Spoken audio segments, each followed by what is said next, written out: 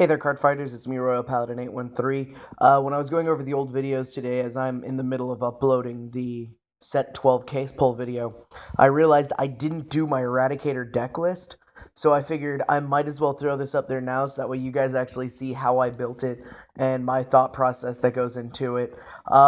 It seems pretty standard, but at the same time, there's like a card or two that people question. So when I get to that, I'll actually talk about it. Starter is obviously Eradicator Linshu. When he boosts an attack that successfully hits your opponent's Vanguard, Counterblast 1, Soul Charge it, and retire a Rearguard grade 1 or lower your opponent controls. What I love about him most of all is in the mirror match, because I'll just keep him there.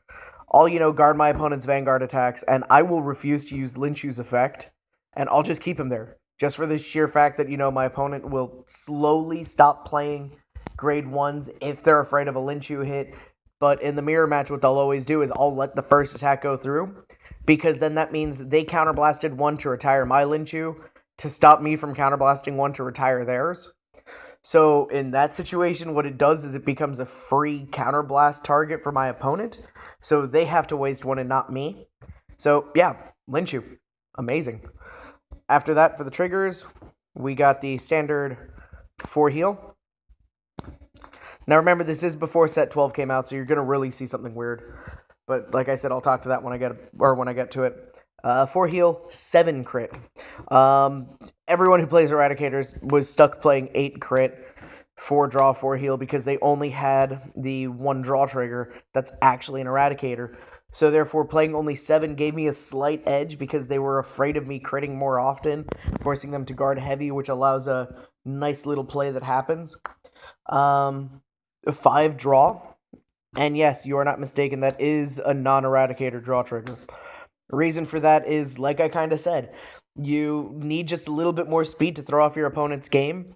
And since no card in here except for Eradicator Dragonic Descendant uses an E-Special Counterblast, I just flip him off with Chowo if he's in there. Or I'll flip him off with Descendant's Limit Break, because Descendant's Limit Break is just Counterblast 1. It does not say Counterblast 1 Eradicator. The S-Special Counterblast, which is Counterblast 2, is Counterblast 2 Eradicators. So he's there just because I can get rid of it if it's in the drop zone. I use it as PD bait. As soon as it's in my hand, it's basically gone. I'll get rid of it almost instantaneously. That is the only non-Eradicator card in the deck. After the grade 0s, we got the grade 1s. 4 PDs. Like I said, it's kind of standard there.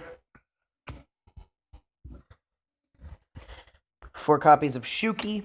Shuki says when you retire an opponent's rearguard due to one of your card effects, he gains 3k till end of turn. So when you break right, he becomes a 10k booster. And at the same time with Chowells and Linshu, you're retiring. You can retire pretty often. So he's in there just because he's that nice little boost. After that, naturally, there is the standard 4 grade 1 10k attackers. When you have an Eradicator Vanguard, the entire deck is Eradicators at this point. So, yeah, 10k attacker. It lets me go turn 1 overly aggressive against Dote. Like, when I see them drop an 8k Vanguard, I'll be like, okay, great. Play him to rearguard, play him to rearguard. Attack for 10, attack for 10, attack for my center column, which is usually going to be a 12. And my opponent has to guard heavy, and that's when you take advantage. Because I am running Descendants, naturally it's Eradicators. I do run 2 copies of the personal Descendant booster.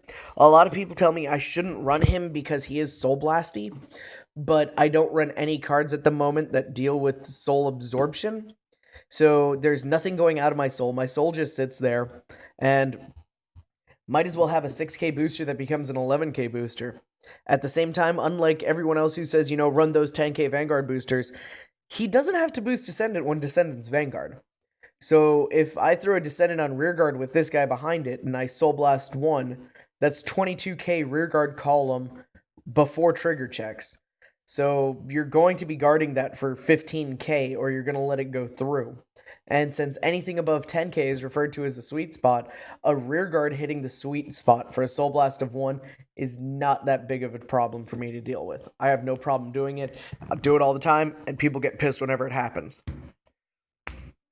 After that, grade 2s.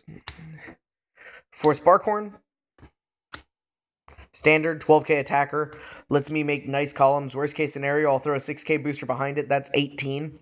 So that does hit cross rides whenever I have to deal with one of them.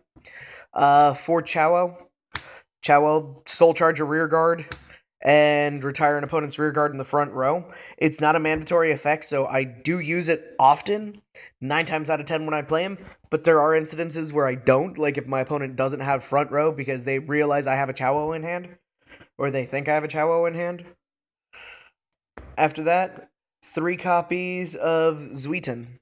So pretty much standard build that everyone else runs. Zuiton's effect is when he successfully attacks an opponent's vanguard, unflip a damage and soul charge. So I do have a little bit of extra soul charging that happens with this deck, which is great since it gives me the fodder for the 11k Draconic Descendant booster. And after that, 4 copies of Descendant, which is normal, and then 4 copies of Vowing Saber. Where's the 4th Descendant? There it is. 4 copies of Vowing Saber, 4 copies. I know people have started running only 7 grade 3s. I still prefer the Perfect Pyramid. I just love it. It's so balanced, so easy to do. I never really have to worry about being grade stuck. And after they hit the Burning Horns, or not the Burning Horns, sorry, that's wrong clan, the Spark Rains. After they hit those, really my next highest rearguarded column is a 9k being boosted by a 7k. So you're talking about 16k versus throwing this out there with a 7k booster, 18 hitting cross rides still. So I do like them because worst case scenario, I throw them on the rear guard and then my opponent's just staring down at like 2 or 3 Descendants. And that just makes me laugh whenever they have to deal with it. But like always, card fighters, I hope you enjoyed the video and rate, comment, subscribe. Peace.